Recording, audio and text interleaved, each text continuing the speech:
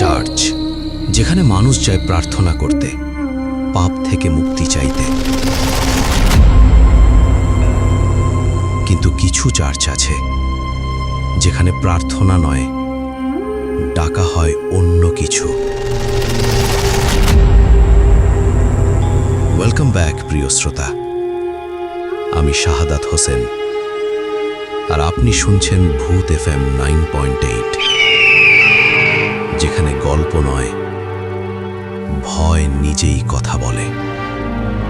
আজকের এই বিশেষ ঈদ এপিসোড, ঈদের দ্বিতীয় দিনের পর্বে নিয়ে এসেছি এমন একটি ঘটনা যা ঘটেছিল এক অভিশপ্ত রাতে একটি পুরনো ক্যাথলিক চার্চের ভেতরে। ভয়ের আরেক নাম ভূত FM 9.8। আজকের ঘটনাটি আমাদের কাছে পাঠিয়েছেন বান্দরবানের রুমা উপজেলা থেকে ফাদার ডেভিড ছদ্মনাম।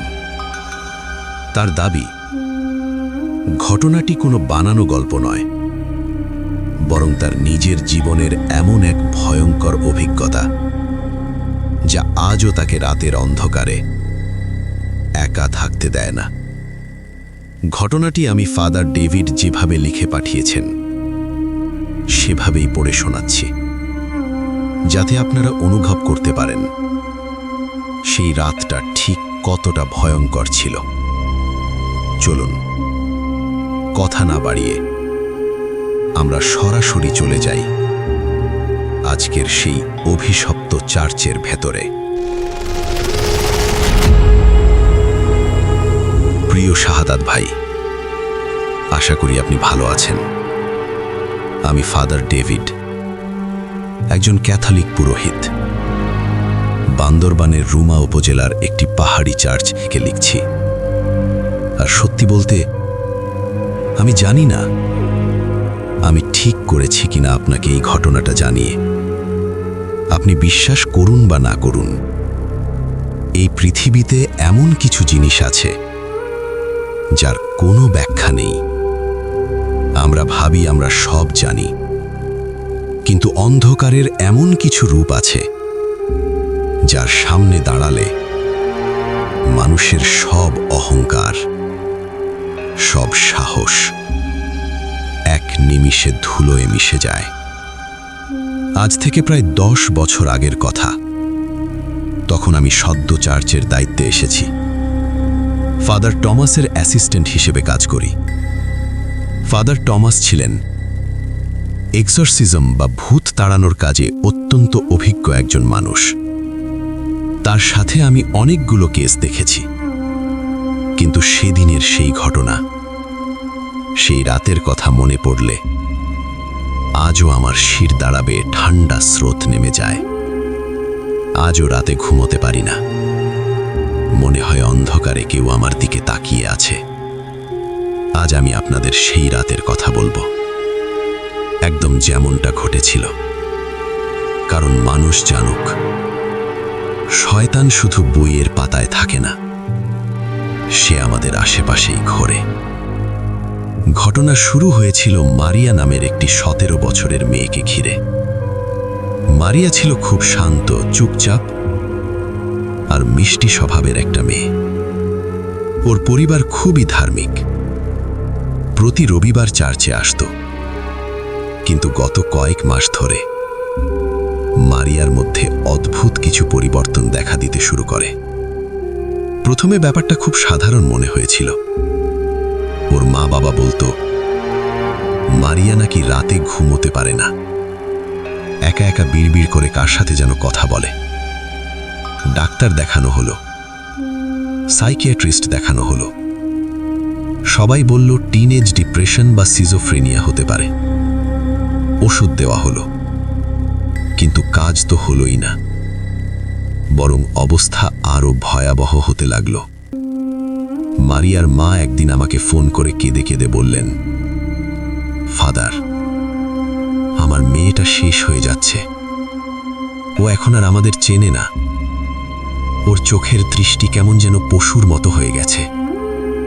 কাল রাতে আমি ওর ঘরে গিয়ে দেখি ও ঘরের সিলিংয়ের দিকে তাকিয়ে এমন একটা ভাষায় কথা বলছে যা আমি জীবনেও শুনিনি। ওর গলার আওয়াজটা ফাদার, ওটা কোনো মেয়ের গলার আওয়াজ হতে পারে না, ওটা একটা বয়স্ক কর্কশ পুরুষের গলা। ফাদার টমাস আর আমি যেদিন ওদের বাড়িতে গেলাম সেদিনের কথা আমার স্পষ্ট মনে আছে। আমরা ওর ঘরের দরজার সামনে দাঁড়াতেই একটা পচা মাংসের মতো উৎকট গন্ধ পেলাম। মনে হচ্ছিল যেন ঘরের ভেতর কয়েকদিন ধরে কোনো মরা জানোয়ার পড়ে আছে। ফাদার টমাস দরজা খুললেন। দেখলাম মারিয়া ঘরের এক কোণায় হাঁটু মুলে বসে আছে। ওর চুলগুলো উস্কো খুস্কো, চোখের নিচে গাঢ় কালো দাগ, শরীরটা শুকিয়ে কাঠ হয়ে গেছে। আমাদের দেখেই ও এমনভাবে ঘাড় ঘোরালো যেন ওর ঘাড়ে কোনো হাড় নেই। ঘাড়টা প্রায় 180 ডিগ্রি ঘুরে গেল। ফাদার টমাস ওর দিকে এক পা এগোতেই ও কুকুরের মতো দাঁত বের করে হিসিস করে উঠল। ও সেই চোখের দৃষ্টি আমি জীবনেও ভুলব না। ওটা মারিয়ার চোখ ছিল না, ওটা ছিল এমন কিছুর চোখ যা মানুষের প্রতি তীব্র ঘৃণা আর ক্ষোভে ভরা। ফাদার টমাস বুঝলেন এটা কোনো সাধারণ মানসিক রোগের কেস নয়, এটা পজেশন বা শয়তানের ভর করার চূড়ান্ত পর্যায়। তিনি তক্ষুনি সিদ্ধান্ত নিলেন মারিয়াকে চার্চে নিয়ে আসতে হবে, কারণ বাড়িতে এই অশুভ শক্তির সাথে লড়াই করা অসম্ভব। আমাদের চার্চটা শহরের মূল অংশ থেকে একটু দূরে, পাহাড়ের কোলে একটা পুরনো দিনের স্থাপনা। প্রায় 250 বছর পুরনো পাথর দিয়ে তৈরি এই চার্চের ভেতরে সবসময় একটা স্যাঁতস্যাঁতে ঠান্ডা আবহাওয়া থাকে। সেদিন রাত ঠিক 11টা। বাইরে তখন মুষলধারে বৃষ্টি হচ্ছে, সাথে বাজ পড়ার কান ফাটানো শব্দ। মারিয়ার বাবা আর কাকারা মিলে 4 জন শক্ত সমর্থ মানুষ মারিয়াকে ধরে চার্চের ভেতরে নিয়ে এলো। বিশ্বাস করবেন না, ওইটুকু শুকনা একটা মেয়ের গায়ে তখন অন্তত 10 জন পালোয়ানের সমান জোর। 4 জন মানুষ ওকে ধরে রাখতে হিমশিম খেচ্ছিল। ও অনবরত ছটফট করছিল আর ওর মুখ দিয়ে ফেনা বেরোচ্ছিল। চার্চের বড় কাঠের দরজাটা পার হতেই মারিয়া হঠাৎ থমকে গেল। ওর শরীরটা ধনুকের মতো বেঁকে গেল। ও এমনভাবে চিৎকার করে উঠল যেন ওর গায়ে কেউ ফুটন্ত তেল ঢেলে দিয়েছে। না, আমাকে ভেতরে নিস না, এই জায়গাটা আমার, তোরা এখানে আসতে পারিস না। মারিয়ার গলা চিরে সেই কর্কশ ভৌতিক আওয়াজটা বেরোলো। আমরা ওকে জোর করে চার্চের ভেতরের একটি গোপন কক্ষে নিয়ে গেলাম। সেই মুহূর্তে আমি বুঝতে পারিনি আমরা আসলে কিসের মুখোমুখি হতে যাচ্ছি। ঘরের মাঝখানে একটা ভারী কাঠের খাট। এই কক্ষটা স্পেশালি এক্সোরসিজমের জন্যই তৈরি।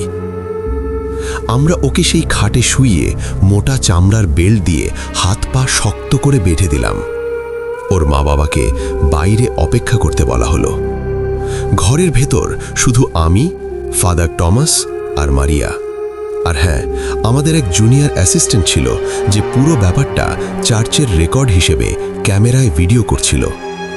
ফাদার টমাস তার আলখাল্লা পড়লেন, হাতে নিলেন পবিত্র ক্রুশ আর বাইবেল। আমি পবিত্র জলের পাত্রটা হাতে নিয়ে দাঁড়ালাম। ঘরের তাপমাত্রা তখন হঠাৎ করেই যেন হিমাঙ্কের নিচে নেমে গেল। আমাদের মুখ দিয়ে কথা বলার সময় ধোঁয়ার মতো নিঃশ্বাস বের হতে লাগলো। ফাদার টমাস ল্যাটিন ভাষায় প্রার্থনা পড়া শুরু করলেন।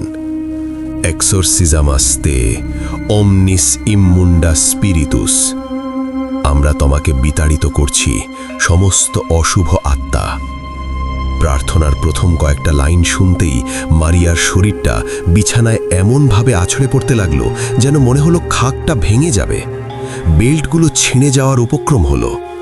ও ওর চোখ দুটো পুরোপুরি উল্টে গেল, শুধু সাদা অংশটা দেখা যাচ্ছে।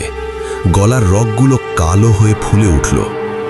ফাদার টমাস আমাকে ইশারা করলেন পবিত্র জল ছিটাতে। আমি কাঁপা কাঁপা হাতে ওর গায়ে জল ছিটিয়ে দিলাম। জলটা ওর গায়ে পড়তেই ছ্যাত করে একটা আওয়াজ হলো, ঠিক যেন গরম তাওয়ার ওপর জল পড়লে যেমন হয়। মারিয়ার চামড়া থেকে ধোঁয়া বের হতে লাগলো। ও অমানসিক যন্ত্রণায় চিৎকার করে উঠল। এরপর শুরু হলো সাইকোলজিক্যাল অ্যাটাক। শয়তান সবসময় মানুষের দুর্বল জায়গায় আঘাত করে। মারিয়া হঠাৎ শান্ত হয়ে গেল। ও ফাদার টমাসের দিকে তাকিয়ে একদম স্বাভাবিক মিষ্টি গলায় বলল, টমাস, তুমি আমাকে বাঁচাবে? তুমি তো তোমার নিজের ছোট ভাইটাকেই বাঁচাতে পারোনি। ও যখন পানিতে ডুবে যাচ্ছিল, তুমি তো তখন লুকিয়েছিলে, তাই না, কাপুরুষ? ফাদার টমাসের মুখটা ফ্যাকাশে হয়ে গেল।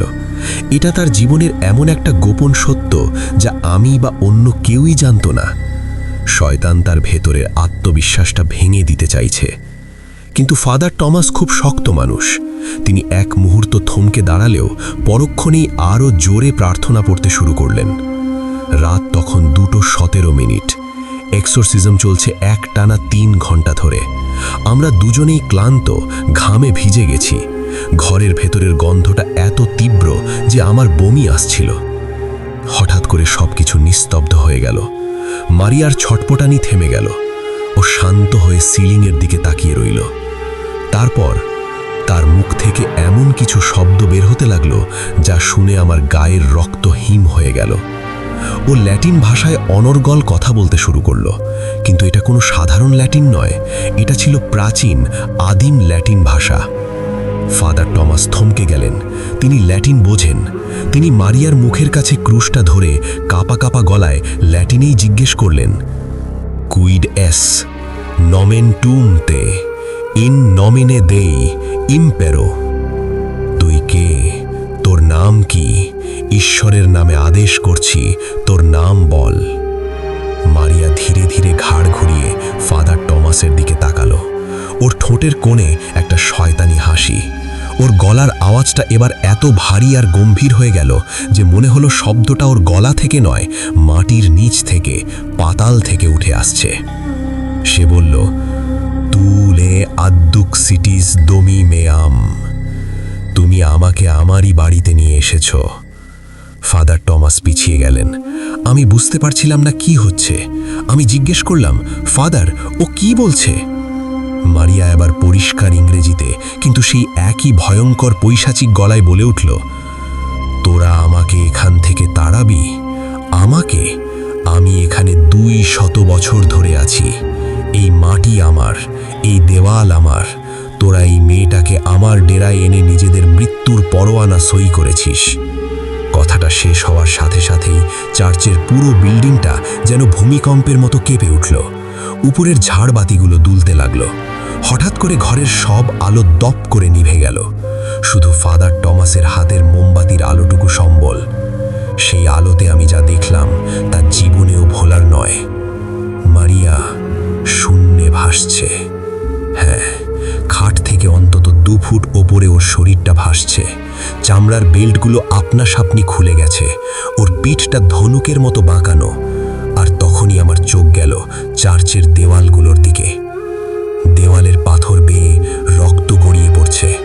আমি কাছে গিয়ে দেখলাম ওটা শুধু রক্ত না, ওটা কিছু অন্য কিছু। দেওয়ালের পাথরগুলোর গায়ে আপনা আপনি অদ্ভুত সব দাগ আর উল্টো ক্রুশের চিহ্ন ফুটে উঠছে। মনে হচ্ছে অদৃশ্য কেউ ধারালো কিছু দিয়ে দেওয়াল খোদাই করে এই শয়তানি চিহ্নগুলো আঁকছে। পুরো ঘরটা একটা পৈশাচিক শক্তিতে ভরে গেছে।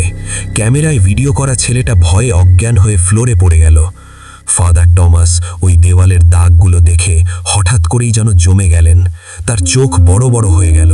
তিনি বিড়বিড় করে বললেন, হতে পারে না, এটা কিভাবে সম্ভব? আমি চিৎকার করে বললাম, ফাদার, কি হয়েছে? কিসের চিহ্ন এগুলো? ফাদার টমাস একটা দীর্ঘশ্বাস ফেলে বললেন, ডেভিড, আমরা মস্ত বড় ভুল করে ফেলেছি। এই মেয়েটার শরীরে যে ভর করেছে সে কোনো বাইরের আত্মা নয়, সেই চার্চেরই একটা অংশ। ফাদার টমাস আমাকে দেয়ালের কাছে টেনে নিয়ে গেলেন। কাঁপা কাঁপা হাতে একটা নির্দিষ্ট চিহ্নের দিকে আঙুল তুলে বললেন, এই চিহ্নটা দেখছো, এটা সাধারণ শয়তানের চিহ্ন নয়, এটা অর্ডার অফ দ্য ব্ল্যাক সানের চিহ্ন। 200 বছর আগে যখন এই চার্চটা নতুন তৈরি হচ্ছিল, তখন এই এলাকার একজন প্রভাবশালী পুরোহিত ছিলেন ফাদার ভ্যালেন্টাইন। বাইরে থেকে তিনি ছিলেন ঈশ্বরের সেবক, কিন্তু গোপনে তিনি ছিলেন একজন শয়তান পূজারী। তিনি রাতের অন্ধকারে এই চার্চের বেজমেন্টে পশুর রক্ত দিয়ে, কখনো কখনো নরবলি দিয়ে শয়তানের উপাসনা করতেন। তিনি চাইতেন শয়তানকে এই পৃথিবীতে ডেকে আনতে। একদিন গ্রামের মানুষ তার এই গুপ্ত আস্তানার কথা জেনে ফেলে। তারা ক্ষোভে ফেটে পড়ে। তারা ফাদার ভ্যালেন্টাইনকে এই চার্চের ভেতরেই, ঠিক এই ঘরটিতেই আটকে রেখে গায়ে আগুন ধরিয়ে দেয়। জ্যান্ত পুড়ে মরার আগে ভ্যালেন্টাইন এই দেয়ালগুলোতে নিজের রক্ত দিয়ে একটা অভিশাপ লিখে গিয়েছিল, আমি ফিরে আসব, এই পবিত্র জায়গাকে আমি আমার নরক বানাবো, যে এই ঘরে আসবে সে আমার হবে। ফাদার টমাস বললেন, মারিয়া হয়তো কোনোভাবে পুরনো কোনো অভিশপ্ত জিনিসের সংস্পর্শে এসেছিল, যা ভ্যালেন্টাইনের সাথে যুক্ত ছিল। আমরা ওকে সুস্থ করার জন্য এখানেই নিয়ে এলাম, যেখানে ভ্যালেন্টাইনের আত্মা গত 200 বছর ধরে ঘাপটি মেরে বসে আছে। আমরা ওকে শয়তানের মুখের সামনে এনে ফেলে দিয়েছি। কথাগুলো শেষ হতে না হতেই একটা প্রচণ্ড বেগে ঠান্ডা বাতাস এসে ফাদার টমাসের হাতের মোমবাতিটা নিভিয়ে দিল। পুরো ঘর ঘুটঘুটে অন্ধকার। অন্ধকারের ভেতর থেকে একটা বীভৎস হাসির শব্দ ভেসে এলো। ঠিক বলেছিস টমাস। অন্ধকারে মারিয়ার গলা শোনা গেল, কিন্তু আওয়াজটা ঘরের চারপাশ থেকে আসছিল। হঠাৎ আমি অনুভব করলাম অদৃশ্য একটা ঠান্ডা হাত আমার গলা চেপে ধরল, আমাকে শূন্যে তুলে আছড়ে ফেলল দেয়ালের সাথে। আমার মনে হলো আমার পাঁজরের হাড় ভেঙে গেছে। আমি কাশতে কাশতে রক্তের স্বাদ পেলাম মুখে। অন্ধকারের ভেতর ফাদার টমাসের গলা শুনতে পেলাম। তিনি তার জীবনের সবটুকু শক্তি দিয়ে প্রার্থনা শুরু করেছেন। ঈশ্বরের পবিত্র আলোয় আমি তোকে আদেশ করছি ভ্যালেন্টাইন, এই শরীর ছেড়ে তুই নরকে ফিরে যা। ঘরের ভেতর তখন একটা তাণ্ডব চলছে। জানালার কাঁচগুলো সশব্দে ভেঙে টুকরো টুকরো হয়ে গেল। আমি দেখলাম অন্ধকারে মারিয়ার শরীরটা মাকড়সার মতো দেয়াল বেয়ে সিলিংয়ে উঠে গেছে। ও সেখান থেকে ফাদার টমাসের উপর ঝাঁপিয়ে পড়ার চেষ্টা করছে। আমি কোনো মতে পকেট থেকে আমার ছোট টর্চ লাইটটা জ্বালিয়ে দেখলাম ফাদার টমাস নিজের জীবনের মায়া ত্যাগ করে মারিয়ার ঠিক নিচে দাঁড়িয়ে আছেন। তিনি পবিত্র জলের পুরো পাত্রটা মারিয়ার দিকে ছুঁড়ে মারলেন এবং তার হাতের বড় ক্রুশটা সোজা উপরের দিকে তুলে ধরলেন।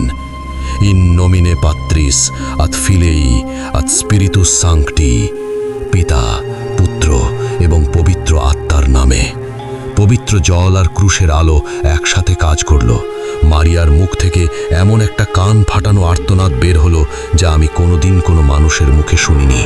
ওটা ছিল একটা অশুভ আত্মার পরাজয়ের চিৎকার। সিলিং থেকে মারিয়ার শরীরটা ধপ করে ফ্লোরে এসে পড়ল। তারপর সব শান্ত।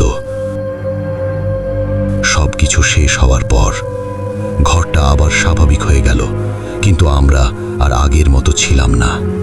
চারপাশের ভাঙা কাঁচ, উপড়ে পড়া আসবাবপত্র আর দেয়ালের সেই রক্তমাখা চিহ্নগুলো ছাড়া ঘরটায় আর কোনো অস্বাভাবিকতা নেই। আমরা দৌড়ে মারিয়ার কাছে গেলাম। ওর পালস চেক করলাম। খুব দুর্বল, কিন্তু ও বেঁচে আছে। ওর মুখের সেই ভয়ঙ্কর বিকৃতি আর নেই। ও আবার সেই নিষ্পাপ 17 বছরের মেয়েটাতে পরিণত হয়েছে। সেই রাতের পর মারিয়া সুস্থ হয়ে ওঠে। ওর সেই রাতের কোনো স্মৃতিই মনে নেই, কিন্তু আমরা যারা সেখানে ছিলাম, আমাদের জীবন চিরকালের জন্য বদলে গেছে। ক্যামেরায় যে ছেলেটা ভিডিও করছিল, সে পরে আর কখনো কোনো চার্চের ধারে কাছে আসেনি। সে ধীরে ধীরে তার মানসিক ভারসাম্য হারিয়ে ফেলে। ফাদার টমাস এই ঘটনার পর আর কখনো এক্সরসিজম করেননি। তিনি বলতেন, সেদিন আমরা মেয়েটাকে হয়তো বাঁচাতে পেরেছি, কিন্তু ভ্যালেন্টাইনের আত্মা আজ ওই দেয়ালের ভেতরেই আছে। সে হারেনি, সে শুধু অপেক্ষা করছে।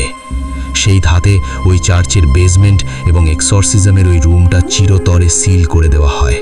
চার্চের বাইরে একটা বড় তালা ঝোলানো আছে। আমি আজও মাঝে মাঝে রাতের বেলা ওই চার্চের পাশ দিয়ে যাওয়ার সময় শুনতে পাই, ভেতর থেকে যেন কেউ ফিসফিস করে ল্যাটিন ভাষায় কথা বলছে। শয়তান কখনো মরে না, সে শুধু অপেক্ষা করে।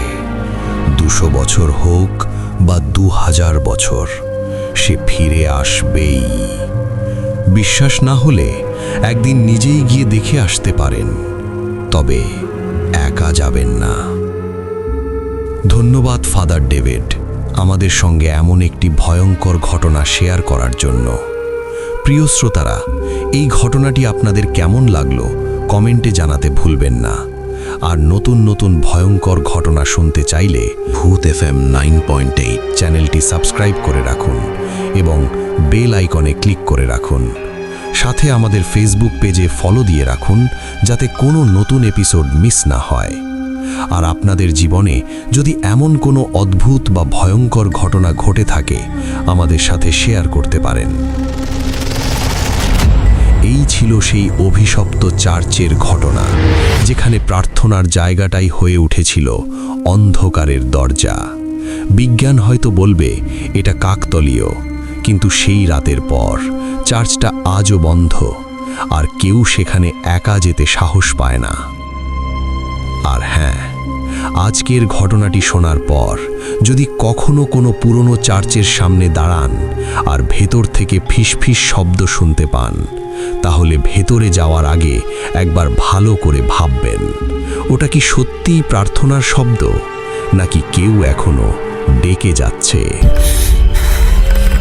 আপনি শুনছিলেন ভূত FM 9.8, ভয়, রহস্য আর অজানার ঠিকানা। শুভরাত্রি।